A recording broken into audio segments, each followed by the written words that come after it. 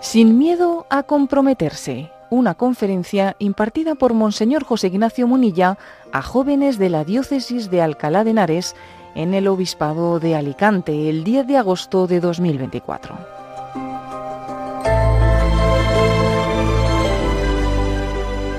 He preparado una reflexión sobre el tema del compromiso. Soy consciente de que sois unos jóvenes pues que estáis recibiendo también una llamada que requiere un nivel de compromiso, una llamada al seguimiento de Jesucristo, una llamada al servicio de la Iglesia, también respondiendo a muchas necesidades del mundo, y eso requiere un compromiso. Y entonces, bueno, pues yo, ¿qué es lo que os quiero decir? Que sin miedo a comprometerse, quisiera quitar el miedo al compromiso y hablar del compromiso en la vida cristiana. Y comienzo por decir que yo voy a elogiar el compromiso que no goza de muy buena prensa hoy en día. Por ejemplo, la expresión, a menudo compromiso, tú. A mí no me metas en esa menudo compromiso, esa expresión se escucha, ¿no? Que es como decir quita, quita, O sea, menudo compromiso es, yo no quiero compromisos, Si quieres voy un día y vale, pero yo no quiero compromisos. O sea, en nuestro lenguaje habitual, vamos asumiendo una especie de alergia al compromiso, porque eso te ata, Eso te ata. Nuestra cultura, pues igual es más propicia para responder a llamadas puntuales, eventos puntuales, con hasta ahí más o menos, Pero, sin embargo, los itinerarios de medio y largo plazo, quita, eso te sujeta mucho, ¿no? Hay una resistencia a ello. Es como que si lo que se llevase hoy en día fuese un picotear, pero sin comprometerse, ¿no? Un poquito por aquí, un poquito por allá, es lo que se lleva, ¿no? Picoteamos un poco de todo, pero vamos, que tampoco nos atamos a nada. También esto conecta con la nueva era, la nueva era que es una especie de sincretismo, un poquito de zen, un poquito de evangelio, un poco de yoga y libros de autoayuda, en fin, es una miscelánea de cosas, ¿no? En la que uno bebe un poquito de cada cosa sin comprometerse definitivamente con nada, ¿no? Esto también conecta con un pensamiento relativista. Parece como que el relativismo le da un marco de justificación a todo esto, ¿no? El relativismo le da un marco de justificación a la huida del compromiso. No te puedes comprometer plenamente con algo porque no hay una verdad definitiva. Luego a picotear y tira para adelante, ¿no? O sea que, digamos, en nuestra cultura lo que se lleva es buscar, pero no encontrar. ¿Sabes? O sea que pues, toda la vida buscando, ¿entiendes? Pero Jesús dijo, buscad y encontraréis. Es que es otra cosa. Claro, la búsqueda es un medio, pero tiene un fin. La búsqueda por la búsqueda, mira, eso no va a ningún lado. Hasta puede ser un postureo. Yo es que soy una persona muy abierta. Estoy abierta a todo. Ya, sí, tú lo que no quieres es comprometerte con una verdad una vez que la has descubierto. Es más, como veas que aquí puede haber una verdad, voy a seguir buscando por otro lado. Creo que es algo que marca nuestra cultura. Es una modernidad que tiene pues eso, mucho de relativismo, más que verdad hay opiniones, más que unidad hay fragmentos, más que futuro hay inmediatez, más que valor hay valoraciones. Bueno, pues es una crisis de la modernidad, que es bastante incompatible con los compromisos, con un compromiso de vida. También sería bueno hacer una reflexión, aparte de hacer este pequeñísimo análisis que he hecho yo de nuestra cultura, hacer un análisis de por qué nos cuesta tanto el compromiso. ¿Por qué cuesta tanto, no? A mí se me ocurren especialmente tres factores. El primero, creo que es un falso sentido de la libertad, ¿no? Que es incompatible con el compromiso. Pues, por ejemplo, el concepto de la libertad del mayo de 68. Pues tú verás. El concepto de la libertad del mayo de 68 es ausencia de compromisos, a mí que nadie me constriña, yo quiero superar las imposiciones sociales, yo quiero ser libre de normas, libre, es como una libertad negativa, libre de, que nadie me diga nada, una libertad negativa, pero no positiva, libre para, no, es libre de. Es una libertad que es desvinculación, independencia, autodeterminación. Yo tengo que tener el botón de decisión de todo, eso es lo que se entiende, ¿no? Pero claro, la verdad es que desde mayo del 68 ha pasado bastante tiempo y tenemos hoy en día pues, muchos elementos para decir que eso era un espejismo de libertad. Tú fíjate, madre mía. Pues, el supuesto amor libre ha resultado ser un sexo esclavo y ahora la gente está pues, buscando ayudas para salir de las adicciones. Y tú fíjate dónde quedaba aquel mayo 68. Tú, menudo tortazo. Chesterton, fíjate, ya bastante antes, ¿no?, que el mayo del 68, tú verás, ¿no?, casi a inicios del siglo XX, decía él que la expresión amor libre es contradictoria. El amor libre es contradictoria, ¿no?, porque la naturaleza del amor es atarse a sí mismo. Fíjate. Luego hay una pareja de novios que no tienen ni idea de qué es el cristianismo, vamos que... y van y cuando se enamoran cogen y ponen un candado ahí en el puente y cogen y tiran la llave al río. Pero a esos, ¿quién les ha enseñado eso? Porque si no son ni cristianos, ¿de dónde nace en ellos ese entender que el amor se ata y que la llave hay que echarla al río? ¿Eso dónde los ha nacido? Joder, debe ser que la naturaleza del amor tiene en sí misma un compromiso. Si no, ¿de dónde les ha nacido eso? ¿Quién les ha predicado eso si estos ya no son cristianos? Por eso, ¿no?, decía él, la expresión amor libre es contradictoria. Si el amor es comprometerse, si el amor es darse, ¿no?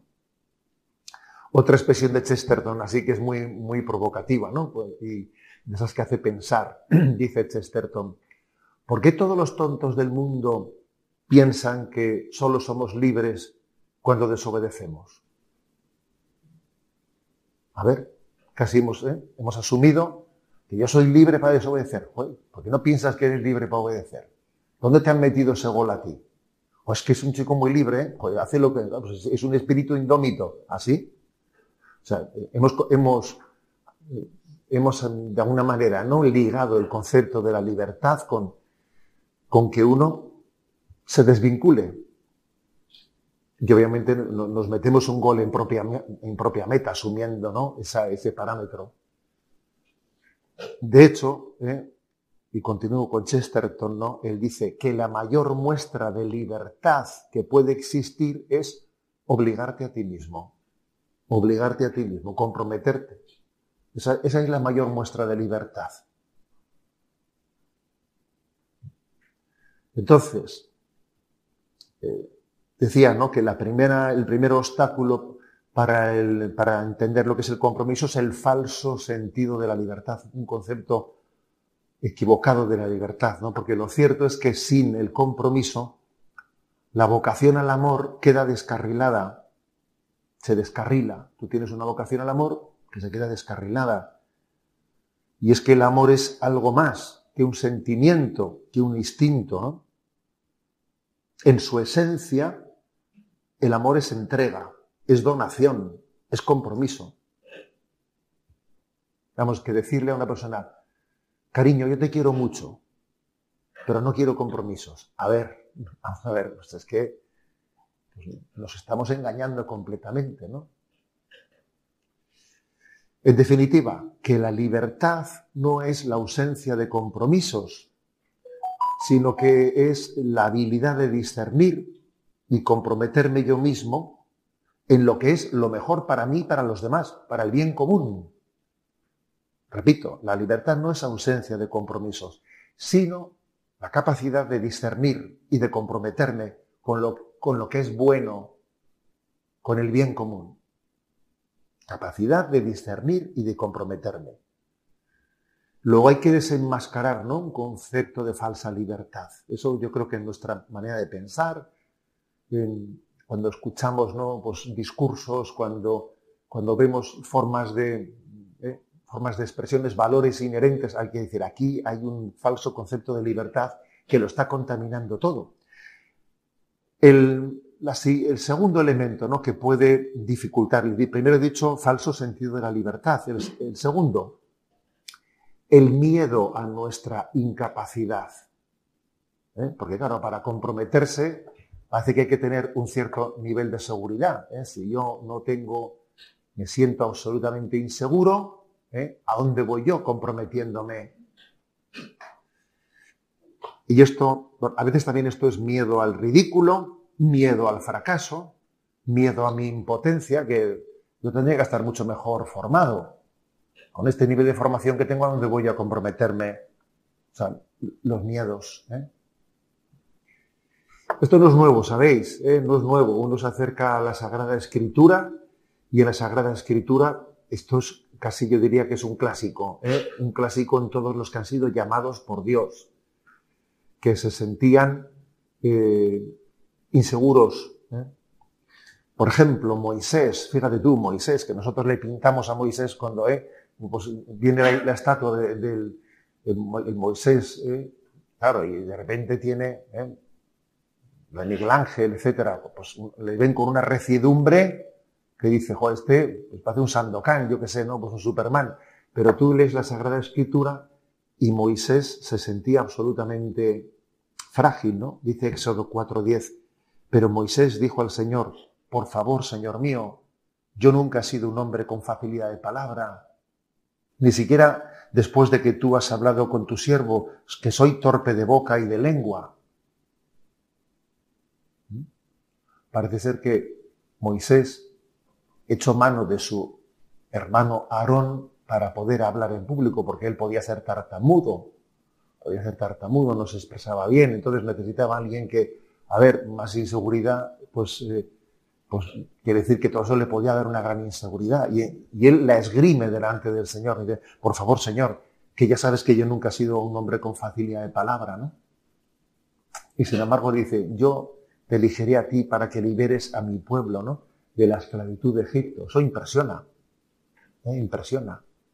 Lo que para nosotros nos parece que son obstáculos para el compromiso, Dios dice, no te preocupes de eso. Preocúpate de tus pecados, yo qué sé. O sea, que Dios tiene otra valoración distinta de las realidades, ¿no?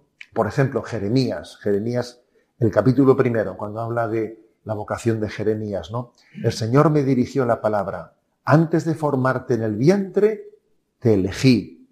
Antes de que salieras del seno materno, te consagré. Te constituí profeta de las naciones. Yo repuse, ay, Señor mío, mira que no sé hablar, que solo soy un niño. El Señor me contestó, no digas que eres un niño, pues irás a donde yo te envíe y dirás lo que yo te ordene. No les tengas miedo, que yo estoy contigo para librarte. O sea, que es un clásico eso. Es un clásico el miedo a la inseguridad, el miedo es un clásico ante las llamadas de Dios al compromiso. Es un clásico. Dios siempre tiene que vencer esa especie de sensación de que yo no soy la persona adecuada. Yo creo que aquí hay una sentencia de San Agustín que la clava. Yo siempre digo que San Agustín es un don de Dios para la Iglesia porque tiene la capacidad de con una exactitud tremenda abordar los problemas, ¿no? Entonces la frase clave de San Agustín es: Dios no llama a los capacitados, sino que capacita a los que llama. ¡Joá! Madre mía. Pues es que eso pone las cosas en su sitio, ¿no? Dios no llama a los capacitados, sino que capacita a los que llama. Madre mía. Entonces esto es una obra de Dios, ¿no? Entonces la cosa está en manos de Dios, está en sus manos. Bueno, pues esto nos hace ver la realidad desde otro ángulo. No es de yo, O sea que la cosa es distinta. Esto es una obra de Dios, pues entonces vamos a dejar que Dios haga su obra, sin ponerle obstáculos. Si me quiere elegir, ya me capacitará, Él me capacitará. Y en cualquier caso, ¿no? Cuando hablamos de discernir vocaciones o de discernir carismas, por ejemplo, ¿no? Que son al servicio de la comunidad eclesial, pues ya será la Iglesia la que discierna. Será la Iglesia la que discierna, pues el que yo tenga esta vocación o esta llamada, ¿no? Bueno, y en tercer lugar, he dicho un concepto falso de libertad, he dicho nuestros miedos a nuestra incapacidad. También puede condicionar nuestra respuesta, ¿no? A la llamada comprometida, el miedo al futuro, miedo a los escenarios del futuro. Porque, decimos, la vida da muchas vueltas, pero ¿y si ocurriese? ¿Y si pasase? ¿No? Yo aguantaré, seré capaz de esto, seré capaz del otro, ¿no? Creo que eso también suele ser una de las cosas que más condiciona, ¿no? Nuestra decisión de compromiso. Existe como una tentación que es el agobio a destiempo. Eso es una tentación muy, muy típica. Ya le estoy dando vueltas a la cabeza a 28 cosas hipotéticas que pueden ocurrir. Si ocurre esto, pero si él me dice, si el otro entra, si el otro sube, a ver, que todavía no estamos en esas, tú. Y lo más posible es que de todo eso que has pensado no pase nada. Será todo completamente distinto. Entonces ya me estoy bloqueando con hipótesis, con futuribles, ¿no? Es como ocupar la cabeza con futuribles que supone que es caer en la tentación de no vivir el momento presente en intensidad de amor. O esto es una estrategia del maligno en la que caemos muy fácilmente. Ya empiezo yo en mi cabeza con futuribles, y eso ¿qué es lo que hace? De alguna manera me está sacando de vivir el momento presente con intensidad. Entonces, claro, ya me están entrando miedos, y entonces, ¿cuál es la respuesta adecuada? La respuesta adecuada, porque es verdad que la tradición de la Iglesia es una maravilla.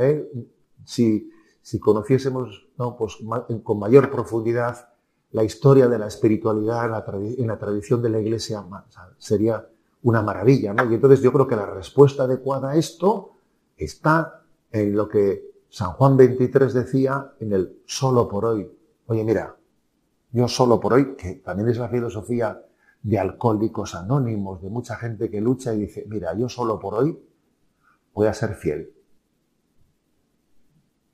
Solo por hoy. Mañana no sé si voy a poder, pero yo lo que sí que sé es que solo por hoy Dios me da esta gracia. Entonces no voy a estar comiéndome el tarro, rayándome la cabeza con qué va a pasar mañana. Yo solo sé que solo por hoy no voy a beber. O sea, no voy a beber. Yo solo sé que solo por hoy voy a ser fiel a lo que Dios me pone en el camino de mi vida y me voy a entregar a ello, pero en alma, corazón y vida. Y no voy a permitir a mi cabeza que se raye pensando en mañana, pasado y al otro, porque sería caer en una tentación, ¿no?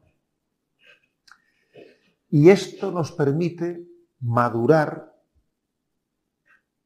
para ir recibiendo una gracia superior que todavía no tengo. Porque si yo vivo el momento presente con intensidad, eso me permite madurar y recibir una gracia superior que hará que mañana ya esté en una disposición. Es como si yo subo un escalón y este escalón, obviamente, que ya lo he subido, me va a permitir que el siguiente, que ahora mismo lo veo muy alto, ya esté más cerca. O sea, tú céntrate en el escalón que tienes ahora. No pues mira toda la escalera hasta arriba. A ver, tú céntrate en el escalón que tienes delante. Y subiendo ese escalón, Dios ya tiene un plan de qué pasa con el siguiente escalón, ¿no? Solo por hoy. O es una filosofía maravillosa en la que estamos, ¿no?, centrando nuestra atención. Y además, ¿no?, nos estamos recordando algo que es clave en la vida cristiana, y es que Jesús nos acompaña. Jesús camina junto a ti. Camina junto a ti, Él te acompaña. Él no permite que tú ahora seas tentado por encima de tus fuerzas. Pues entonces, a caminar junto a Él, ¿no? Y a no permitir que la cabeza nos esté desvariando y de alguna manera te esté enajenando del momento presente. Que es como que estás siendo engañado, ¿no? Bueno, doy un paso más. La luz del Evangelio sobre el tema del compromiso. La luz del Evangelio. La palabra compromiso como tal, como me refiero, ese término no aparece en el Evangelio. Vamos, quizás es más un término más moderno, pero ciertamente el concepto, claro que aparece el concepto, ¿no? Yo creo que pues, posiblemente uno de los textos cumbre para hablar de ello lo tenemos en Mateo 25. Sabéis que el capítulo 25 de San Mateo nos habla de cómo presentarnos ante Dios, y termina con el juicio final. El capítulo 25 de Mateo termina con el juicio final. Dios separará a los justos de los injustos, separará a la derecha a unos y a la izquierda a otros y les dirá: tuve hambre y me disteis de comer, tuve sed y me disteis de beber. O les dirá: porque tuve hambre y no me disteis de comer, tuve sed. O sea, es un juicio final en el que se separa el bien del mal. Pero ¿qué viene antes del juicio final en Mateo 25? La parábola de los talentos. La parábola de los talentos, ¿sabes? La parábola de los talentos que nos recuerda que el mal no es únicamente hacer cosas malas, sino que el mal también es no hacer cosas buenas, no hacer lo que Dios esperaba de ti. Porque claro, uno lee la parábola de los talentos, que la vamos a leer ahora, y entonces alguno diría: bueno, pues este hombre, ¿qué mal ha hecho? ¿Cómo que qué mal ha hecho? No ha hecho el bien. Es que Jesucristo nos ha redimido no solo para que no hagamos cosas malas, sino para que hagamos el bien, para que seamos santos, ¿no? Que claro, la cosa es un poco distinta. Entonces, vamos a leer la parábola de los talentos. Mateo 25, versículo 14. Es como un hombre que al irse de viaje llamó a sus siervos y los dejó al cargo de sus bienes. A uno le dejó 5 talentos, a otro 2, a otro 1, a cada cual según su capacidad. Luego se marchó. El que recibió 5 talentos fue enseguida a negociar con ellos y ganó otros 5. El que recibió 2 hizo lo mismo y ganó otros 2. En cambio, el que recibió 1 fue a hacer un hoyo en la tierra y escondió el dinero de su señor. Al cabo de un tiempo, viene el señor de aquellos siervos y se pone a ajustar las cuentas con ellos. Se acercó el que había recibido 5 talentos y le presentó otros 5, diciendo: Señor, 5 talentos me diste. Mira, he ganado otros 5. Su señor le dijo: bien, siervo bueno y fiel, como has sido fiel en lo poco, te daré un cargo importante. Entra en el gozo de tu señor. Se acercó luego el que había recibido 2 talentos y dijo: Señor, 2 talentos me dejaste. Mira, he ganado otros 2. El señor le dijo: bien, siervo bueno y fiel, como has sido fiel en lo poco, te daré un cargo importante. Entra en el gozo de tu señor. Y ahora atentos a la jugada, ¿no? Dice: se acercó también el que había recibido 1 talento y dijo: Señor, sabía que eres exigente, que siegas donde no siembras y recoges donde no esparces. Tuve miedo y fui a esconder tu talento bajo tierra. Aquí tienes lo tuyo. El Señor le respondió: ¿eres un siervo negligente y holgazán, con que sabías que siego donde no siembro y recojo donde no esparzo? Pues debías haber puesto mi dinero en el banco, para que al volver yo pudiera recoger lo mío con los intereses. Quitadle el talento y dad 0 al que tiene 10, porque al que tiene se le dará y le sobrará, pero al que no tiene se le dará hasta lo que tiene. Y a este siervo inútil echadlo fuera a las tinieblas, allí será el llanto y el rechinar de dientes. La providencia ha querido que el término talento signifique dos cosas. Significa el nombre de una moneda, porque claro, cuando aquí habla de que repartió 5 talentos se está refiriendo a una moneda, pero la providencia ha querido encima que el término talento signifique también cualidades, son tus talentos, tus cualidades, ¿no? De ahí ha venido a decir los dones de Dios, que los dones que Dios te ha dado, ¿no? Que obviamente está inspirado, o sea, ese concepto de tus talentos está inspirado en el Evangelio. La verdad es que no nos damos cuenta que el lenguaje que utilizamos es de inspiración evangélica completa, aunque por mucho que queramos romper con nuestras raíces cristianas, ¿no? Entonces, es que es muy importante, ¿no? que en esa presentación del juicio final de Mateo 25, antes del juicio final, venga la parábola de los talentos. Oye, ¿eso qué quiere decir? Quiere decir que en el juicio final no solo seremos juzgados de los mandamientos de la ley de Dios, también seremos juzgados de cómo hemos entregado los dones, los talentos que Dios nos dio. Dios no entregó su vida solamente para que no hagamos cosas malas, sino para enseñarnos a dar la vida. Jesús nos ha redimido para enseñarnos a amar. Jesús nos ha redimido para hacer de nuestra vida un canto de glorificación de Dios, para que seamos santos. Pues que la cosa es distinta, ¿no? Es distinta. Y de aquí se sacan conclusiones, ¿no? Como que lo importante de la vida, lo importante de la juventud, y lo digo a vosotros, ¿no? Que tenéis una edad preciosa, pero hay mucha gente que dice lo importante de la juventud es cómo conservarla. Mentira. Lo importante de la juventud es cómo entregarla. Hay mucha gente que se piensa que la juventud hay que conservarla y se dedica a darse cremas y a vestir de una manera que siempre va a parecer joven, haciendo el ridículo, ¿eh? Lo importante de la juventud no es cómo conservarla, es cómo entregarla, cómo invertirla. Pasa muy rápido, ¿sabéis? La juventud pasa muy rápido. ¿Cómo doy la vida? Y Jesús nos quiere dar la sabiduría evangélica para percatarnos de que la vida solamente merece la pena ser vivida para entregarla por un gran ideal. Para entregarla por un gran ideal, ¿no? Y lo más triste que nos puede pasar en esta vida es llegar al final de nuestros días con la sensación de que tengo enterrados mis talentos. Oye tú, la vida se está terminando, tengo los talentos enterrados. Además, cuando tienes los talentos mucho tiempo enterrados, llega un momento que dice, ¿dónde lo enterré? Ya no me queda muy claro ni dónde lo tengo. Fíjate, por el paso del tiempo, hasta vamos olvidándonos de los talentos de Dios, ¿no? Se me ha pasado la vida y no he hecho nada. Fue terrible, tú.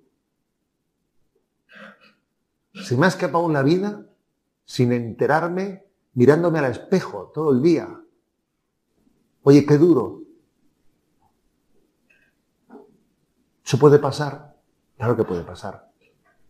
Tal y como está montado esto, parece que todo esto está montado para eso, para que la vida se te escape mirándote al espejo, mirando al Instagram a ver qué tal quedo. Me cago en la mar, tú. Es que es tremendo. Que se me escapa la vida, tú, y todavía los talentos los tengo enterrados, ¿no?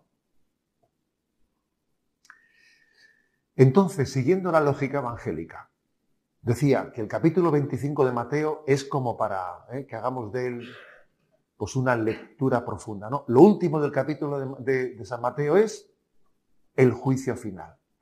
Pero antes del juicio final que viene, la parábola de los talentos. Y antes de la parábola de los talentos, ¿cómo comienza Mateo 25?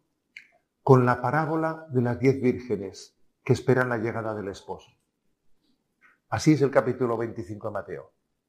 Primero, la parábola de las 10 vírgenes. Luego, la parábola de los talentos. Y luego, el juicio final. Luego, es muy importante que para descubrir, ¿no?, nuestra llamada al compromiso y desarrollar nuestros talentos, nos demos cuenta de que tenemos que tener las lámparas encendidas, ¿no? Y las lámparas encendidas es la atención a la vocación, la atención a que Jesús me espera. Estoy esperando la llegada del esposo, porque estoy esperando la celebración de un banquete de bodas, estoy esperando a que el esposo llegue y tengo la lámpara encendida, es decir, estoy atento a la llamada de Dios, estoy atento a mi vocación.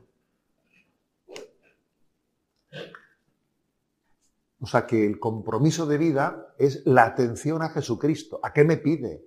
A su vocación. La lámpara encendida es una evocación de la espera del esposo, de esperar lo que Dios quiere de mí. Jesús, ¿qué quieres de mí? Estoy atento a ello. Estoy atento y te lo pregunto y discierno una y otra vez qué pasos esperas de mí, ¿no? Será clave alimentar con aceite la lámpara para que no se apague. Y que toda nuestra vida sea un buscar la voluntad de Jesucristo en nuestra vida, ¿no? Por eso, yo creo que así se entiende la palabra compromiso. Nosotros lo más probable solemos pensar, ¿no? El problema para comprometerme, ¿sabes cuál es? ¿Sabes cuál es el análisis típico que hacemos de nuestra dificultad para comprometernos? A ver, ¿cuál suele ser lo que nosotros percibimos que es mi problema para comprometerme? Solemos decir, mi pereza. Claro, ese es mi problema. Mi problema es mi pereza. Si no fuese por la pereza, ese suele ser el análisis que hacemos. Entonces, yo lo que quiero deciros con todo lo que os he dicho es que, a ver, que no niego que exista la pereza, pero que detrás de la pereza hay algo más importante, porque lo de la pereza es que me pesa mucho el cuerpo, ¿no? Algo así, ¿no? Me pesa mucho el cuerpo.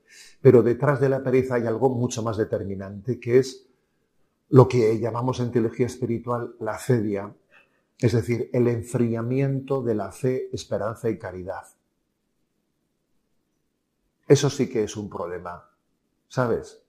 No únicamente me pesa el cuerpo, no. El enfriamiento de la fe, esperanza y caridad, o sea, que la lámpara no esté encendida, eso es nuestro enemigo más determinante para responder al compromiso de nuestra vida con Jesucristo. Y tenemos que estar siempre atentos a ese enfriamiento de la fe, esperanza y la caridad, a la pérdida del amor primero. Es clave eso, es determinante. A ver, la perseverancia es algo que supera nuestras fuerzas, claro que sí. Ser perseverante toda nuestra vida en la fidelidad en todos los aspectos, claro que nos supera. Es un don, pero es una tarea, don y tarea. Es un milagro, la perseverancia final es un milagro. Pero es un milagro que solo Dios puede hacer y que Dios hace y que Dios quiere darte, ¿no? Luego, el hecho de que la perseverancia sea un milagro no puede ser aducido como causa para que qué difícil es comprometerse, porque es que Dios quiere darte eso, ¿no? ¿Por qué? Porque Dios es fiel. Dios es fiel. Fiel es Dios, que nos demuestra continuamente que su gracia no nos falta en ningún momento, que su gracia no nos ha de faltar. Un texto emblemático, ¿no?, con el que quiero concluir. 1 Corintios, capítulo 1, versículos 4 al 10, dice: doy gracias a Dios continuamente por vosotros, por la gracia de Dios que os ha dado en Jesucristo, mientras aguardáis la manifestación suya final. Él os mantendrá firmes hasta el final, para que seáis irreprensibles el día de nuestro Señor Jesucristo. Fiel es Dios, el cual os llamó a la comunión con su Hijo. Os ruego, hermanos, en nombre del Señor Jesús, que digáis todos lo mismo y que no haya divisiones entre vosotros. Estad bien unidos, con un mismo pensar y un mismo sentir. Es decir, a ver, que Dios no falla, que Dios es fiel. fiel es Dios y Él te va a dar el don de la perseverancia. La gracia de Cristo no te ha de faltar. Y este texto añade un detalle, que es que después de decir fiel es Dios, confía en Él, te dice, manteneos unidos. Curiosamente aquí introduce algo que podía parecer que es otra cuestión. No, es otra cuestión muy relacionada. Es decir, que la fidelidad en el compromiso tiene que ser estimulada mutuamente entre nosotros. Tenemos que mantenernos unidos, porque la fidelidad se estimula. Tú donde ves una persona que te está dando un testimonio de fidelidad en su vida de perseverancia, dices tú, mira este tío, ¿cómo permanece aquí firme? Oye, pues yo, se ha fastidiado, ¿no? Y vas y visitas un día a un enfermo. Ahí está él, clavado en su cama, con una fidelidad, con una sonrisa todos los días. Dices, oye, este tío, así. O sea, es decir, la fidelidad es estimulante, ¿eh? Por eso es tan importante mantenernos unidos y recibir el testimonio de la fidelidad unos de otros. Y ser también conscientes de qué responsabilidad tan grande tenemos que mi infidelidad hace daño a los demás, claro. Claro, eso, porque todo tiene su qué. O sea, obviamente, si decimos que estimulante es la perseverancia de las personas, su compromiso fiel, también hay que decir qué daño podemos hacer cuando no somos perseverantes y fieles, porque entonces transmitimos un mensaje a los demás de sálvese quien pueda, ¿sabes? Por eso, qué importante es, ¿no?, que el descubrimiento de un Dios que se ha hecho hermano de los hombres, como es Jesucristo, ¿no?, nos tiene que llamar al compromiso. Si Jesús se ha hecho hermano nuestro, uniéndose a la condición humana para siempre, a ver, que Dios no ha dicho, me voy a disfrazar de hombre 33 años, luego dejo aquí el disfraz y me vuelvo allí un momento. No sé si nos hemos dado cuenta de esto, Se hizo hombre para siempre. Dios ha asumido la naturaleza humana para siempre.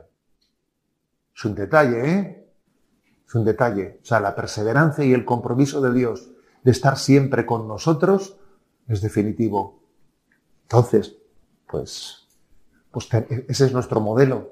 Ese es el modelo de Jesucristo, ¿no? Uniéndose a nosotros pues por toda la eternidad, en una perseverancia impresionante. Impresionante, ¿no? Entonces, pues estamos llamados a quitarle el miedo al compromiso, a sacudirnos ese miedo, sin miedo a comprometerse, sin miedo a comprometerse. Es verdad que cuando el Señor llama, pues la llamada suya es exigente y nos suele poner patas arriba. Te pone patas arriba porque tú tenías tus planes, habías pensado las cosas a tu manera, pero no tengamos miedo alguno, ¿no? Miedo alguno, porque ese aparente desorden que se produce en nuestros planes cuando decimos yo sigo el plan de Dios, en el fondo, ese aparente desorden es un bien para ti que pone las cosas en su sitio, pone las cosas en su sitio, ¿no? Qué alegría, ¿no?, es vivir el compromiso de la vida. Qué alegría es poder dedicar lo mejor de nuestras fuerzas pues al servicio de lo que es eterno. Qué alegría, ¿no?, poder desgastar nuestras fuerzas en lo que merece la pena. Estar desgastando tus energías en lo que no es para nada, ¿no? Es un desperdicio, un derroche de energías que algún día dice, oh, qué pena, ¿no? Que he desgastado mis fuerzas en lo que no tenía trascendencia ninguna, ¿no? Bueno, a Santa María le pedimos el don de la fidelidad.